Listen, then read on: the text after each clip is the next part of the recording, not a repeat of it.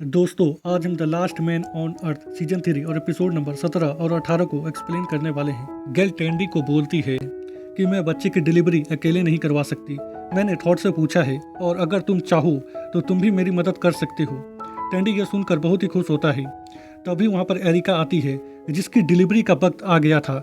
गेल, टेंडी, thought और carol सब लोग मिलकर एरिका के बच्चे की डिलीवरी की तैयारी करते हैं। तभी एरिका के पेट में दर्द होने लगता है तो वह बेड में जाकर लेट जाती है। टॉड एरिका के ध्यान को भटकाने के लिए बोलता है कि क्या तुम गाना सुनना चाहोगी। एरिका हाँ बोलती है तो टेंडी एरिका के लिए गाना गाने लगता है। टेंडी का गाना किसी को भी पसंद नहीं आता तो गेल टेंडी को गीला कपड़ा लाने के लिए बोलती है ताकि टेंडी यहाँ से चला जाए। और जब टेंडी वहाँ से जाने लगता है तभी एरिका के पेट में अचानक दर्द बढ़ जाता है। गेल एरिका को हिम्मत रखने को कहती है। तभी एरिका गेल को बोलती है कि गंजे फील की बहुत ही याद आ रही है।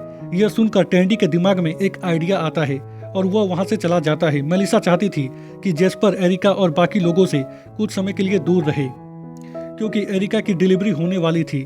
इसीलिए मेलिसा कैरोल के पास जाती है ताकि कैरोल जेस्पर को अपने साथ कुछ समय के लिए रखे। पर कैरोल एरिका को लेकर पहले से ही परेशान थी। तभी एरिका की चिल्लाने की आवाज आती है तो जेस्पर बोलता है कि क्या एरिका मरने वाली है। कैरोल हाँ कहती है। मेलिसा कैरोल को चुप रहने को कहती है और जेस्पर को वहां से लेकर चली जाती है। टेंडी गीला कपड़ा लेकर एरिका के पास जाता है। टेंडी ने गंजे फील का मुखौटा पहन रखा था। यह देखकर एरिका को बिल्कुल भी अच्छा नहीं लगता। तभी वहां पर मेलिसा आती है जो कि टेंडी के मुखौटे को उतार देती है और टेंडी को बोलती है कि क्या तुम जेस्पर को पार्क में घुमा कर ला सकते हो। यह सुनते ही थॉड और गेल टेंडी को बोलते हैं कि तुम्हें जेस्पर को पार्क में घुमा कर लाना चाहिए। फिर टेंडी जेस्पर को लेकर पार्क में घुमाने के लिए चला जाता है। मेलिसा कैरोल के पास जाती है। कैरोल को डर लग रहा था कि कहीं एरिका को भी कुछ हो ना जाए। मेलिसा कैरोल को समझाती है और बोलती है कि एरिका को कुछ भी नहीं होगा और उसे इस वक्त एरिका के साथ होना चाहिए, एक अच्छे दोस्त की तरह।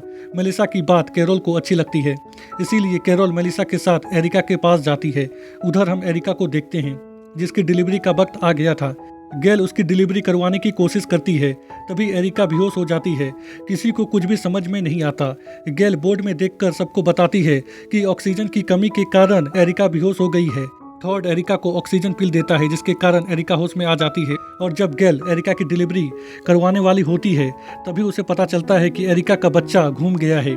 यह सुनकर सब लोग बहुत ही डर जाते हैं। केरोल डर के मारे वहां से चली जाती है। गेल और थॉड को भी कुछ समझ में नहीं आ रहा था कि अब उन्हें क्या करना चाहिए। तभी वहां पर मेलिसा आती है जो कि गेल और थॉड को याद दिलाती है और बोलती है कि गंजे फील के साथ जो हुआ वह चीज एरिका के साथ नहीं होना चाहिए। इसके बाद मेलिसा भी थॉड और गेल की मदद करने के लिए तैयार हो जाती है एरिका के बच्चे की डिलीवरी में। थॉड, गेल और मेलिसा सब लोग मिलकर बच्चे को घुमाने की कोशिश करते हैं ताकि एरिका के बच्चे की डिलीवरी आसानी से हो सके। एरिका के चिल्लाने की आवाज सुनकर कैरोल भी इन लोगों की मदद करने के लिए आ जाती है। एरिका कैरोल को देखकर बहुत ही खुश होती है। उधर हम टेंडी को देखते हैं जो कि जेस्पर के साथ खेल रहा था। तभी उसे दूर कहीं पर आग लगा हुआ दिखाई देता है तो टेंडी जेस्पर को लेकर वहां पर जाने के लिए निकल पड़ता है। उधर हम गेल और बाकी सबको देखते हैं जो कि एरिका के बच्चे को घुमाने की कोशिश करते हैं और घुमाने में कामयाब हो जाते हैं। फिर गेल एरिका के बच्चे की डिलीवरी करवाती है। एरिका ने एक लड़की को जन्म दिया था।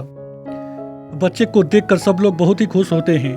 थॉड एरिका के बच्चे को देखकर रोने लगता है। एरिका अपने बच्चे का नाम डॉन रखती है। टेंडी जेस्पर को लेकर उस जगह पर जाता है जहां पर आग लगी थी। टेंडी को वहां पर पता चलता है कि जिस जगह पर आग लगी है यह एक न्यूक्लियर प्लांट है। जिसके बाद टेंडी जेस्पर को लेकर सीधा घर जाता है और सब लोगों को कुछ दिखाने के लिए छत पर ले जाता है और बोलता है कि पास के न्यूक्लियर प्लांट में आग लग गई है। यह देखकर सब लोग चौंक जाते हैं। मेलिसा बोलती है कि रेडिएशन कभी भी फैल सकता है और हमें यहाँ से जाना चाहिए। टेंडी कैरोल के पास जाता है रेडिएशन वाली बात बताने के लिए, पर बता नहीं पाता क्योंकि टेंडी को बातों ही बातों में पता चलता है कि कैरोल को यह घर बहुत ही पसंद है। इसीलिए टेंडी कैरोल को कुछ भी नहीं बताता और वहां से चला जाता है। कैरोल अपने रूम में सो जाती है। गेल, टेंडी, थॉड और मेलिसा सब लोग अपने अपने सामान को पैक करते हैं और इस घर से जुड़ी यादों को याद करते हैं। फिर सब लोग टेंडी के पुरानी गाड़ी में बैठकर यहाँ से जाने के लिए निकल पड़ते हैं। कैरोल को यह घर बहुत ही पसंद था, इसीलिए टेंडी उस घर को अपनी गाड़ी के पीछे लदा लेता है। रास्ते में जब कैरोल की नींद खुलती है तो वह देखती है कि घर बहुत ही हिल रहा है। इसीलिए कैरोल घर के दरवाजे को खोलकर बाहर जाती है तो उसे पता चलता है कि वे लोग कहीं पर जा रहे हैं। कैरोल के पूछने पर टैंडी कैरोल को सब कुछ बता देता है कि पास के न्यूक्लियर प्लांट में आग लग गया था और रेडिएशन कभी भी फैल सकता था, इसीलिए हम लोग इस शहर को छोड़कर यहाँ से जा रहे हैं। पर टैंडी, टॉड, मेलिसा और गेल किसी को भी यह बात पता नहीं होती कि ये लोग कहाँ पर जा रहे हैं। टॉड लगातार 3 घंटों से गाड़ी चला रहा था। गेल बोलती है कि तुम लोगों को नहीं लगता कि हमें पता होना चाहिए कि हम कहाँ जा रहे हैं और हम आगे क्या करने वाले हैं। गेल की बात से सब लोग सहमत होते हैं, इसीलिए ये लोग लाइब्रेरी में जाते हैं रेडिएशन के बारे में पता करने के लिए। टैंडी एक मशीन लेकर आता है और सब लोगों को बोलता है कि यह मशीन रेडिएशन को डिटेक्ट कर सकती है और अगर हम रेडिएशन के चपेट में होंगे तो यह मशीन हमें आवाज करके बता देगी। गेल इन्हें किताब देखकर बताती है कि किसी भी न्यूक्लियर प्लांट का रेडिएशन 100 मील तक ही फैल सकता है। तभी टैंडी बोलता है कि यानी कि अब हम लोग सुरक्षित हैं, क्योंकि ये लोग 100 मील से ज़्यादा दूर आ चुके थे और अब ये लोग एक ऐसी जगह जाना चाहते थे जहाँ पर रेडिएशन का कभी भी कोई भी खतरा ना हो। तभी गेल इन्हें एक मैप दिखाती है जिसमें न्यूक्लियर प्लांट के लोकेशन के बारे में बताया गया था और बोलती है कि ऐसी कोई भी जगह नहीं है जहां पर रेडिएशन का खतरा ना हो। दरअसल इन लोगों को किताब से पता चला था कि कोई भी बंद न्यूक्लियर प्लांट कभी भी फट सकता है। तभी एरिका की नज़र मैप के एक लोकेशन मैक्सिको में पड़ती है जहाँ पर मैप के अनुसार कोई भी न्यूक्लियर प्लांट नहीं था। टॉड बोलता है कि हमें मैक्सिको जाना चाहिए, वहाँ पर कोई भी खतरा नहीं है। गेल बोलती है कि मुझे नहीं पता, क्योंकि यह किताब 1998 में छपी थी। इसके बाद सब लोग मैक्सिको जाने के लिए निकल पड़ते हैं। रास्ते में टैंडी एरिका के पास जाता है उससे बात करने के लिए। टॉड सब लोगों को बताता है कि वे लोग मैक्सिको पहुंचने वाले हैं। तभी टैंडी की नज़र रेडिएशन डिटेक्ट करने वाली मशीन में पड़ती है जो कि आवाज़ कर रही थी, यानी कि रेडिएशन को डिटेक्ट कर रही थी। और अब इन्हें समझ में आ जाता है कि मैक्सिको में भी एक न्यूक्लियर प्लांट था जो कि फट चुका है, जिसका रेडिएशन यह मशीन डिटेक्ट कर रही है। और अब इन्हें समझ में नहीं आता कि अब इन्हें कहाँ पर जाना चाहिए। तभी मेलिसा बोलती है कि हम एक ही जगह जा सकते हैं और वह जगह है लॉस एंजल्स।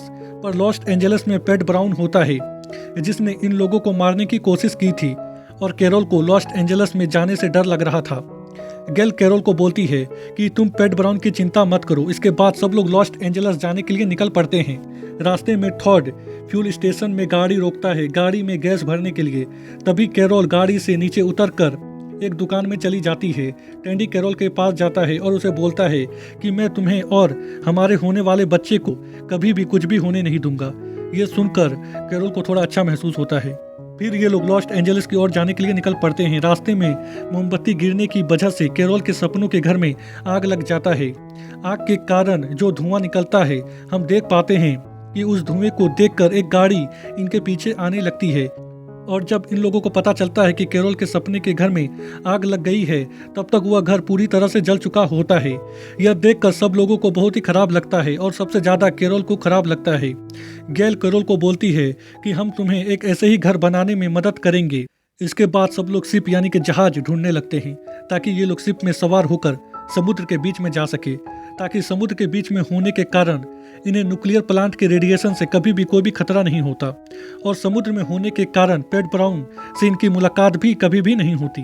तभी मेलिसा एक बहुत बड़े शिप को सबके लिए पसंद करती है। फिर सब लोग अपने अपने सामान को लेकर उस शिप में चढ़ जाते हैं। तभी टैंडी सबको बोलता है कि अब हम सब न्यूक्लियर प्लांट के रेडिएशन से सुरक्षित है और यह हमारी नई जिंदगी की शुरुआत है। तभी वहाँ पर पैट ब्राउन आता है जिसके हाथ में बंदूक होता है। पैट ब्राउन टैंडी को बोलता है कि नई जिंदगी के अंत की शुरुआत है। पैट ब्राउन को देखकर सब लोग बहुत ही डर जाते हैं।